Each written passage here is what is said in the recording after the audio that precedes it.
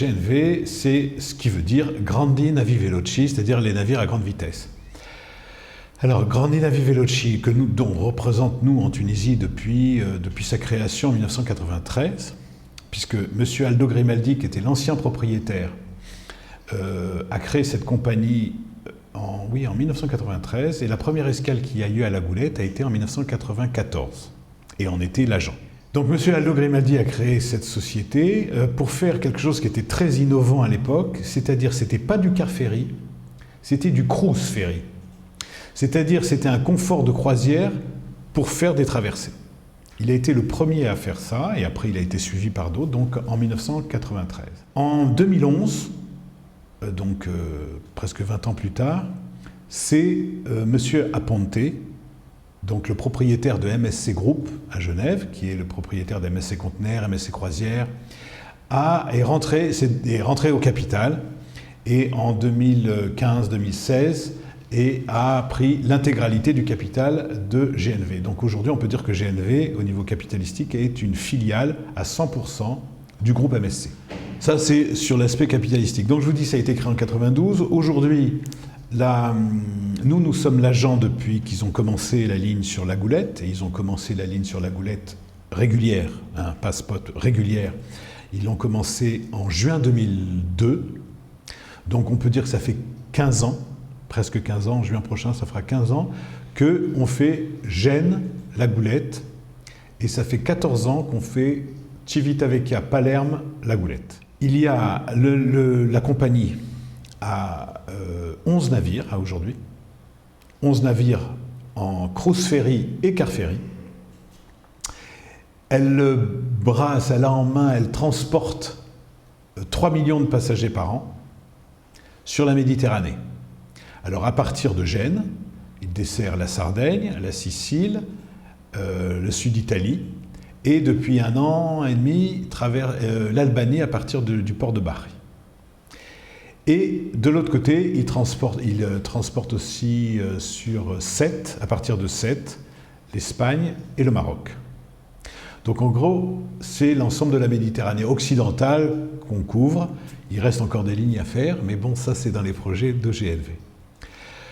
Donc sur la Tunisie maintenant plus précisément, il y a donc 3 escales toute l'année par semaine, 2 escales qui viennent de Gênes, une escale qui part de Gênes le mercredi pour arriver le jeudi soir, et une escale qui part le samedi pour arriver le dimanche. Ça c'est Gênes, Tunis, la Goulette.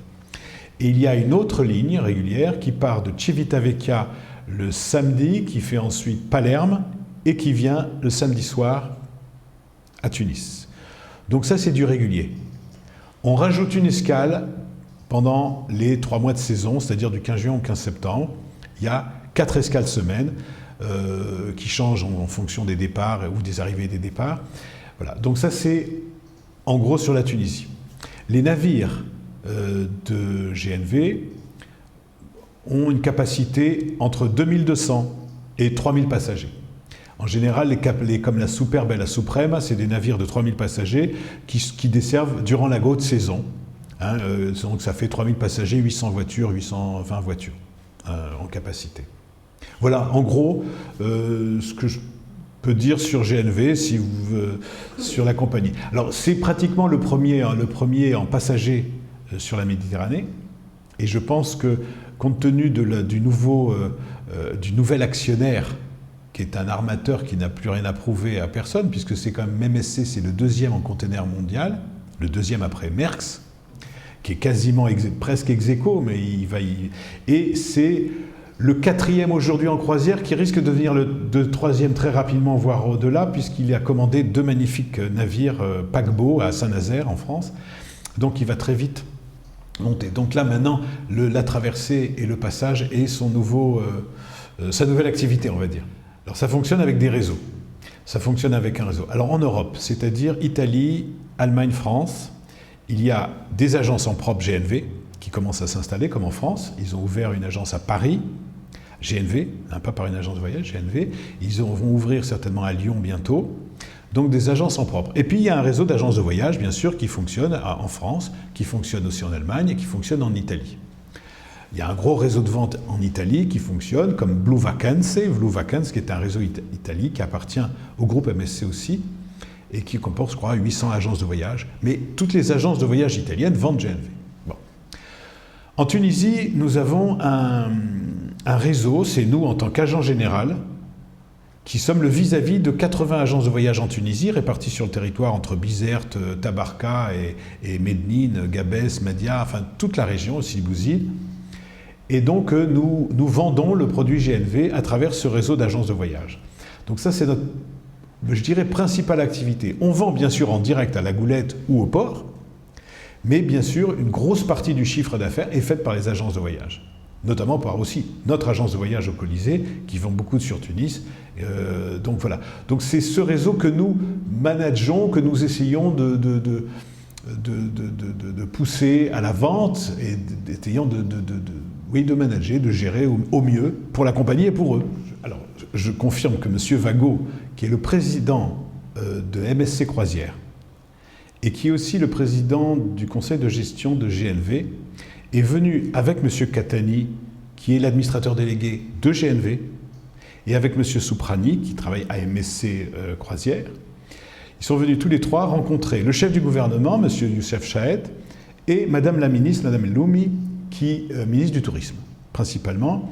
Donc ils se sont vus, je dirais peut-être pour annoncer enfin un retour de MSC Croisière en 2018, car ça fait maintenant 2 ans qu'il n'y a plus de croisière. Et je dirais que ça serait un bon signe pour l'économie du pays, parce que quand même, en 2010, on avait 900 000 croisiéristes. Avant les attentats du Bardo, on avait encore 600 000. Aujourd'hui, on a 0, à part les 2 escales du Viking Sea qui est arrivé en début d'année. On peut dire que c'est 0.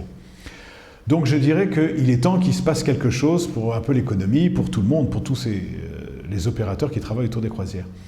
Donc M. Vago a annoncé un retour sur la Tunisie en 2018, dépendant du marché et de l'intérêt, bien sûr, des croisiéristes.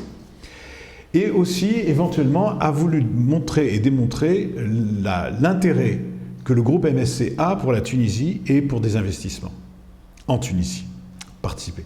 Et notamment, il a été question du port de la Goulette.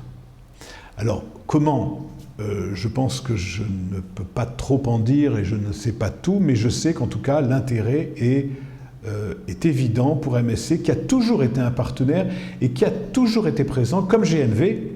Mais MSC avec les croisières, quand en 2011, il n'y avait plus personne, bon, GNV continuait ses escales régulières, mais MSC est quand même venu tout de suite, 2 mois plus tard, même s'il est resté à Bizerte un peu en rade, mais il n'a jamais quitté la Tunisie. Il a quitté la Tunisie après les attentats du Bardo. Je dirais parce qu'il avait perdu quand même des passagers MSC, 12 ou 13 victimes à ce moment-là. Donc voilà, donc je pense que l'intérêt d'MSC est là. En tout cas, ils regardent avec intérêt la Tunisie. Pour eux, la Tunisie est un pôle stratégique au niveau de la Méditerranée, car on est en plein centre de la Méditerranée. Et sur la Méditerranée occidentale, si on regarde une carte, on est vraiment central. Aujourd'hui, c'est vrai qu'il ne peut pas venir, pas par manque de volonté. Même M. Aponte ou M. Vago veulent venir. Mais si les passagers ne veulent pas, si les passagers, quand ils vont de la Tunisie, ne viennent pas, ils ne peuvent pas les forcer. Donc on essaye donc je pense qu'il y a un gros travail qui est fait, je crois, par Madame la ministre. Et je pense que là, je en profite aussi pour l'en féliciter, parce que je vois qu'il y a vraiment un travail où on bouge, où on se déplace. Je sais qu'en l'espace de 2 mois, elle est passée en Russie, en Berlin, aux États-Unis, etc. Je veux dire, on vend la Tunisie. Et ça, je pense que il faut faire du marketing et vendre notre pays. Et je pense qu'avec un travail qui est fait par le ministère du Tourisme, qui est un excellent travail à ce jour, et avec la volonté de partenaires comme MSC et GNV, et MSC, GNV qui veulent investir en Tunisie, je pense que c'est une opportunité pour que peut-être le port de la Goulette devienne un port digne de ce nom et digne de la Tunisie. Ce qui n'est pas tout à fait le cas aujourd'hui.